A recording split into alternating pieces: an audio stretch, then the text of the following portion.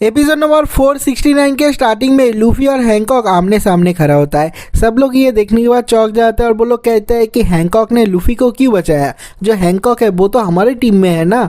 और उसके बाद हैंकॉक अपना हैंड जेस्चर करती है और ये देखने के बाद जितने सारे नेवी के ऑफिसर है वो लोग कहते हैं नहीं नहीं देखो ध्यान से देखो, जो हैंकॉक है वो लूफी के ऊपर हमला करने वाला है, उसको भी पत्थर बनाने वाला है। लेकिन जो लूफी है उसके ऊपर वो अपना पावर यूज़ नहीं करती और वो उसे देखने के बाद बहुत ज़्यादा खुश होती है। और हम लोग देखते हैं धीरे धीरे एक चाबी निकाल के लूफी को देती है और कहती है देखो ये जो चाबी है वो तुम्हारे भाई के हैंडकफ के चाबी है। ये देखने के बाद लूफी बहुत ज़्यादा खुश होता है, वो चाबी ले लेता है और चिल्ला के कहता है हैंकॉक। और हैंकॉक का नाम लूफी के मुंह से सुनने के बाद उसे बहुत ज़्यादा खुशी होता है, उसका जो हार्ट बीट है वो बढ़ रहा है और वो धीरे धीरे कहती है कि हाँ तुमने मेरा नाम बोला। और उसके बाद जो लूफी है वो बहुत ही ज़्यादा खुश होता है, वो कूद के उसे हक करता है और कहता है thank you I really mean it, बहुत बहुत शुक्रिया। लूफी जब हैंकॉक को हक करता है हैंकॉक को बहुत ज़्यादा खुशी फील होती है और वो सोचती है कि नहीं लूफी मेरे को हक कर रहा है, मुझे बहुत ज़्यादा टाइटली हक कर रहा है। उसका जो हार्ट बीट है वो भी बहुत ज़्यादा बढ़ जाता है, उसका पूरा बॉडी वाइब्रेट कर रहा है और वो सोचती है कि ये क्या है, ये किस तरह का फीलिंग है,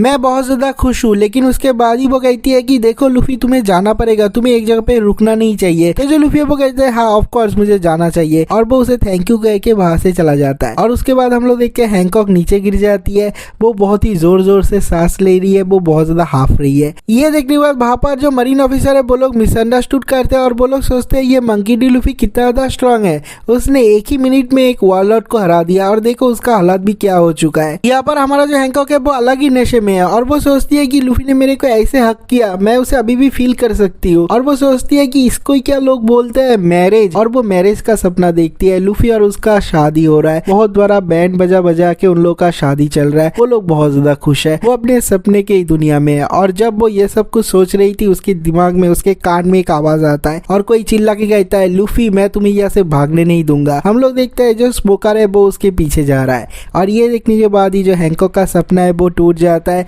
वो सीधा चला जाता है स्मोकर के सामने, उसके ऊपर हमला करती है। हम लोग देखते हैं एक किक करती है और उसका जो रॉड है उसे तोड़ देती है और कहती है तुम में तो बहुत ज्यादा हिम्मत है, मैंने तुमको मना किया उसके बाद भी तुम उसके पीछे जा रहे हो। और उसके बाद हम लोग देखते हैं वो उसको नीचा दिखाती है, इतना ज्यादा नीचा दिखाती है कि उसका जो गर्दन है वो पीछे की तरफ चली जाती है। और उसके बाद जो स्मोकर है वो कहता है तुम्हें पता है ना हैंकॉक तुम नेवी के खिलाफ जा रहे हो, तुम्हें इसके कॉन्सिक्वेंसेस झेलने पड़ेंगे। और उसके बाद जो हैंकॉक है वो कहती है मेरे को फर्क नहीं पड़ता, चाहे मैं कुछ भी करूँ सब लोग मुझे माफ कर देंगे क्योंकि मैं बहुत ज्यादा खूबसूरत हूँ। और ये सुनने के बाद जो नेवी के सोल्जर है वो लोग कहते हैं हाँ हाँ बिल्कुल सही, हम लोग तुम्हें माफ कर देंगे। अगले सीन में हम लोग लूफी को देखते हैं, वो दौड़ती हुई आता है जहाँ पर इवानको है। इवानको के साथ जो डॉफ्लामिंगो है उसका बात चल रहा है कुमा को लेके और उन लोगों के कॉन्वर्सेशन से ये पता चलता है जो ये कुमा है वो पहले वाला कुमा नहीं है, वो लोग जिस कुमा को जानते थे वो मर चुका है। और वो कहता है कुछ दिन पहले उसका लास्ट मॉडिफिकेशन हुआ है और गवर्नमेंट का जो साइंटिस्ट है डॉक्टर वेगापंक उसने उसे लास्ट बार के लिए मॉडिफाई किया है और वो अभी एक ह्यूमन वेपन बन चुका है। ये जो कुमा है उसे तो कुछ भी नहीं पता, उसका दिमाग भी नहीं चल रहा,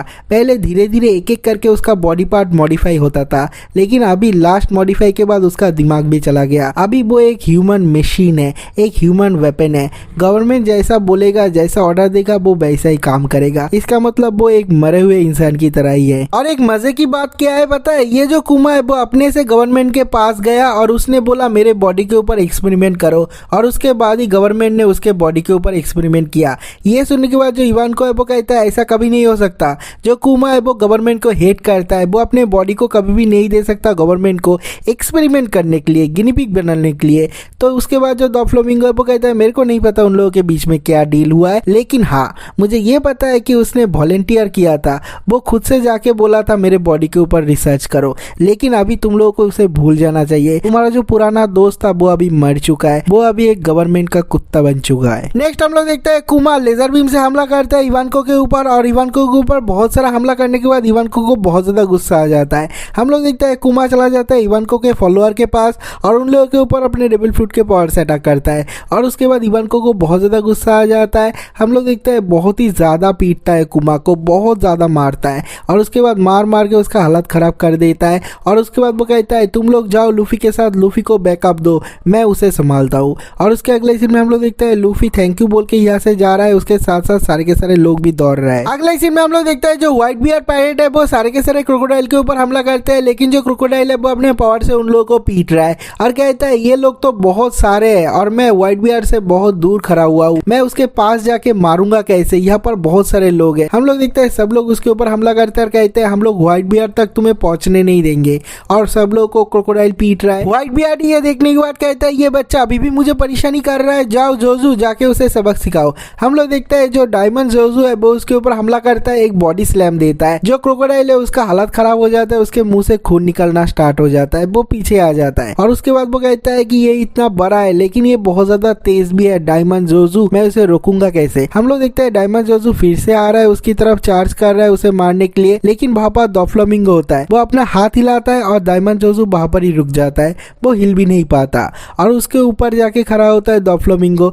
डोफ्लामिंगो को देखने के बाद जो क्रोकोडाइल है वो कहता है तुझे क्या चाहिए, क्या करना चाहता है। जो डोफ्लामिंगो है वो कहता है अरे तू इतना ज्यादा गुस्सा क्यों कर रहा है, चलो हम लोग एक साथ हाथ मिला लेते हैं, साथ में काम करते हैं। अगले सीन में हम लोग लूफी को देखते हैं, वो दौड़ते हुए जा रहा है एस की तरफ और उसके जो पायरेट दोस्त है वो लोग रास्ता साफ कर रहे हैं। अचानक से सारे के सारे पायरेट दोस्त को खत्म कर देता है कोई एक बंदा। हम लोग देखते हैं ये है warlord of the C Hawkeye मीहॉक, और उसे देखने के बाद ही लूफी पहचान जाता है और कहता है ये तो वही बंदा है जिसके साथ जोरो का फाइट हुआ था और वो हार गया था, ये बंदा बहुत ज्यादा स्ट्रांग है। और जो हॉकाई मीहॉक है वो सोचता है और वो कहता है I am sorry red heard shanks, लेकिन मुझे यहाँ पर फाइट करना ही पड़ेगा, मुझे देखना पड़ेगा जो ये ब्लैक स्वॉर्ड है वो ज्यादा लकी है या फिर ये बच्चा ज्यादा लकी है। अगर वो ज्यादा लकी हुआ तो वो बच जाएगा, अगर ये ब्लैक स्वॉर्ड लकी हुआ तो ये जो चाइल्ड ऑफ फेट है वो यहीं पर ही खत्म हो जाएगा। गोल्डन नेक्स्ट जनरेशन का पायरेट एरा शुरू होने से पहले ही खत्म हो जाएगा। और वो कहता है आ जाओ। जो लूफी है वो भी उसकी तरफ दौड़ रहा है, बहुत ज्यादा हाँप रहा है, और इसके साथ ही ये वाला एपिसोड भी खत्म होता है।